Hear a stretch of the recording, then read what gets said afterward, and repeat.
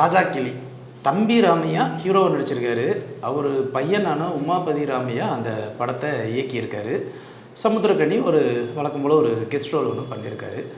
ராஜா கிளி அது அந்த படம் வர்றதுக்கு முன்னாடியே வந்து எல்லாருமே சொல்லிகிட்டு இருந்தாங்க, அது வந்து இந்த சரவணபவன் அண்ணாச்சியோட கண்டென்ட்டை வச்சு தான் எடுத்து மையமாக வச்சு தான் இந்த படம் பண்ணியிருக்காங்க அப்படிங்கிற ஒரு கான்ட்ரவர்சியெலாம் ஒன்று க்ரியேட் ஆச்சு. பட் ராஜா கிளி படம் பார்க்கும்போது உண்மையிலே சொல்கிறேன், நமக்கு வந்து ஏதோ ஒரு இடத்துல வந்து லைட்டாக தோணுமே தவிர அதுக்கும் இதுக்கும் துளியும் சம்மந்தமே கிடையாது. உங்களுக்கு அது வந்து அந்த மாதிரியான ஒரு போர்ட்ரேயல் வந்து உருவானது மேபி அதில் இன்ஸ்பயர் ஆகி பண்ணியிருந்துருக்கலாம். மற்றபடி இதில் ஒன்றுமே இல்லை. இப்போது இந்த படத்தோட கதைக்குள்ளே வருவோம். கதைப்படி வந்து பார்த்திங்கன்னா ஒரு சாதாரணமாக ரோட்டில் அந்த ரத்த கண்ணீர் எம்ஆர் ராதா மாதிரி தம்பி ராமையா கிடைக்கிற இடத்துலாம் பொறுக்கி சாப்பிட்றாரு. பொறுக்கி சாப்பிட்டு இப்போ சமுத்திரக்கண்ணி பார்க்குறாரு. அவர் வந்து அவருடைய அனாதாசிரமத்தில் அடைக்கலம் கொடுக்குறாரு. அப்போது ஒரு டைரி வச்சுருக்காரு. அந்த டைரியை எடுத்து அவர் படிக்கும்போது தான் அவருக்கு நிறைய உண்மைகள் தெரிய வருது. அந்த நிறைய உண்மைகள் என்னென்ன சொல்லுது, இவர் யார், எப்படிப்பட்டவர் அப்படிங்கிற அந்த ஒரு விஷயத்தை வந்து சொல்லுது.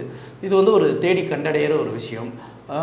இந்த படம் வந்து முழுக்க ஒரு செயற்கைத்தனமான காட்சிகளாக தான் இருந்தது. முழுக்க செயற்கைத்தனம் எப்படின்னா, ஒரு பிஸ்னஸ் மேக்னெட்டு ஒரு இடத்துல வந்து அவங்க ஒய்ஃபு வந்து 50 வயசுக்கு மேலே இதாக எடுத்தா அதான் எட்டா அப்படின்னு சொல்லிட்டு ஒன்று யோசிப்பாங்க அப்படின்னும் போது, அப்புறம் இன்னொருத்தர் வந்து உடனே வந்து ஒரு ஹஸ்பண்ட் வந்து 10 லட்ச ரூபா கொடுத்துருங்க, அது பண்ணிடுங்க அப்படிங்கிறாங்க.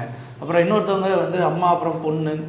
சின்ன வீடு படத்தில் இதெல்லாம் நம்ம நிறைய பார்த்துட்டோம். பாக்யராஜ் சாரோடைய சின்ன வீடு படம், அப்புறம் நிறைய படங்களில் சில்க் சிம்தா நடித்த பெரும்பாலான படங்கள்லையுமே இந்த மாதிரியான ஒரு கதாபாத்திரம் தான் இருக்கும். ஸோ இதெல்லாம் வந்து ஆக்சுவலாக வந்து எக்ஸ்பைரியான ஒரு கண்டென்ட்டு. எக்ஸ்பைரியான கண்டென்ட்டை திருப்பி நான் எடுத்து கொண்டு வந்து உள்ளே பண்ணுறேன் அப்படின்னு சொல்லி பண்ணுறது வந்து உண்மையிலே ரொம்ப செயற்கைத்தனமாக இருக்குது. அதே மாதிரி வந்து தம்பி ராமையா வந்து ஒரு டான்ஸ்லாம் ஒன்று ஆடி இருப்பார், ஒரு பாட்டில் ஒரு டான்ஸ்லாம். அதெல்லாம் தேவையே இல்லை. நம்ம வயசுக்கு தகுந்த ஆட்டம் இருந்தால் நல்லாயிருக்கும். அவருக்கு மேலே ஒரு மிகப்பெரிய மரியாதை இருக்குது. இன்னமும் தம்பி ராமையா அப்படின்னா மைனா படம் அப்படின்னு நம்ம சொல்கிறோம்.